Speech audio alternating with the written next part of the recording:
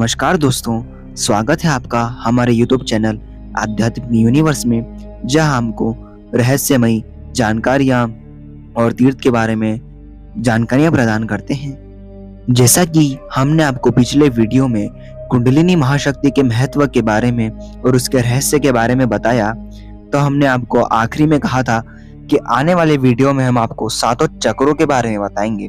तो इस वीडियो में हम सातों चक्रों का ज्ञान लेकर आए हैं, तो आइए चालू करते हैं। शरीर में मूल रूप से 7 चक्र होते हैं। इन्हें सृष्टि की समस्त शक्तियों का केंद्र माना जाता है।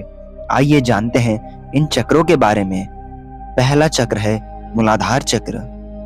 यह चक्र रीढ़ की हड्डी के सबसे निचले हिस्से में के आसपास होता है। इस चक्र को कुल कुंडलिनी का मुख्य स्थान कहा जाता है। इसका एक नाम भौम मंडल भी है।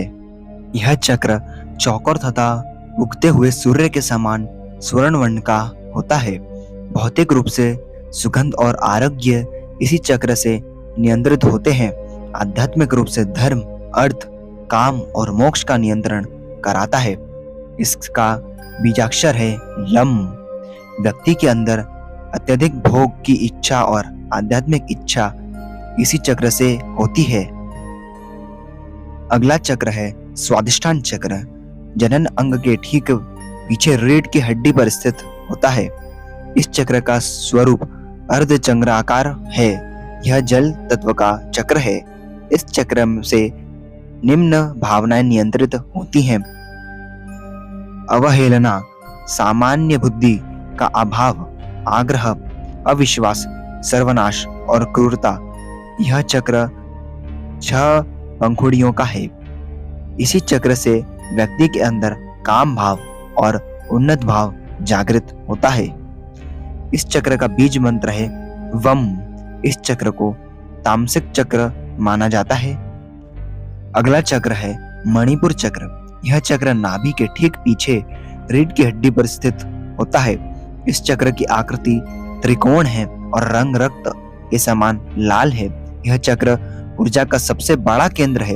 यहीं से सारे शरीर में ऊर्जा का संचारण होता है। यह अग्नि तत्व को नियंत्रित करता है और राजसिक गुण से संपन्न है। यह चक्र में 10 पंखुड़ियां हैं। इस चक्र से निम्न वृत्तियां नियंत्रित होती है: लज्जा, दुष्ट भाव, ईर्ष्या, सुषुप्ति, विषाद, कृषाय, तृष्णा, मोह, घृणा, भय। मन या शरीर पर पड़ने वाला प्रभाव सीधा मणिपुर चक्र पर पड़ता है। इस चक्र का बीज मंत्र है रम। अनाहत चक्र।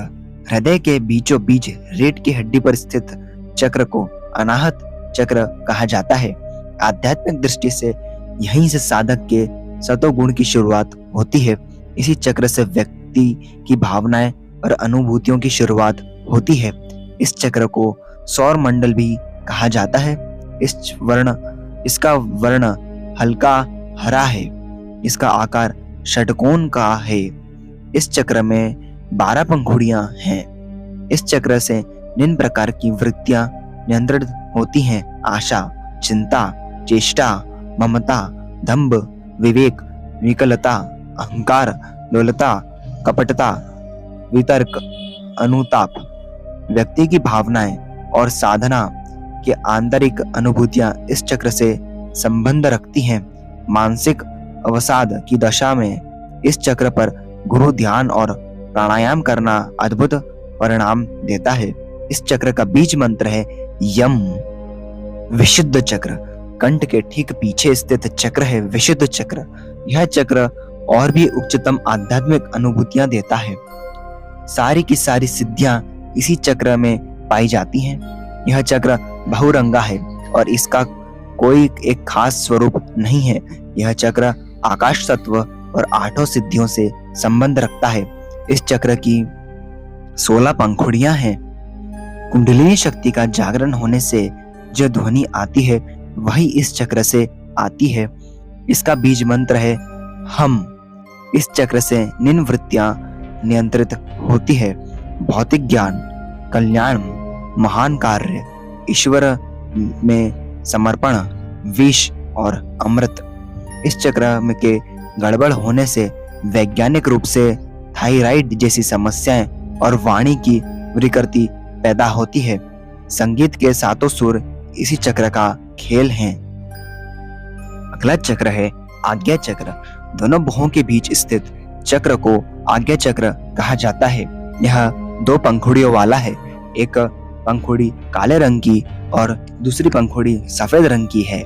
सफेद पंखुड़ी ईश्वर की ओर जाने का प्रतीक माना जाता है और काली पंखुड़ियों का अर्थ सांसारिकता की ओर जाने का है। इस चक्र के दो अक्षर और दो बीज मंत्र हैं, हम और शम। इस चक्र का कोई ध्यान मंत्र नहीं है क्योंकि यह पंच तत्वों और मन से भी ऊपर है। इस चक्र पर मंत्र का आघात करने से शरीर के सारे चक्र नियंत्रित होते हैं। इसी चक्र पर ईड़ा, पिंगला और सुषुम्ना आकर खुल जाती हैं और मन मुक्त अवस्था में पहुंच जाता है। अगला और अंतिम चक्र है सहस्त्रार चक्र। मस्तिष्क के सबसे ऊपरी हिस्से पर जो चक्र स्थित होता है उसे सहस्त्रार कहा जाता है। यह सहस्त्र पंखुड़ियों वाला है और बिल्कुल उजले सफेद रंग का है। इस चक्र का ना तो कोई ध्यान मंत्र है और न ही कोई बीज मंत्र है। इस चक्र पर केवल गुरु का ध्यान ही किया जाता है। कुंडलिनी जब इस चक्र पर पहुंचती है तब जाकर वह साधना की पूर्णता पाती है और मुक्ति की अवस्था में आ जाती है। इसी स्थान को तंत्र में काशी कहा जाता है। इस स्थान पर सतगुरु का ध्यान या कीर्तन करने से व्यक्ति के मुक्ति मोक्ष का मार्ग सहज हो जाता है और उसे मोक्ष की प्राप्ति होती है। वो परब्रह्म सदाशिव में लीन हो जाता है। तो दोस्तों, इस जानकारी के बारे में जानकर आपको कैसा लगा, और अगर ये जानकारी आपको पसंद आई हो तो हमारे चैनल को लाइक, सब्सक्राइब और इस वीडियो को शेयर अवश्य कीजिएगा। धन्यवाद दोस्तों, मिलते हैं अगले वीडियो में।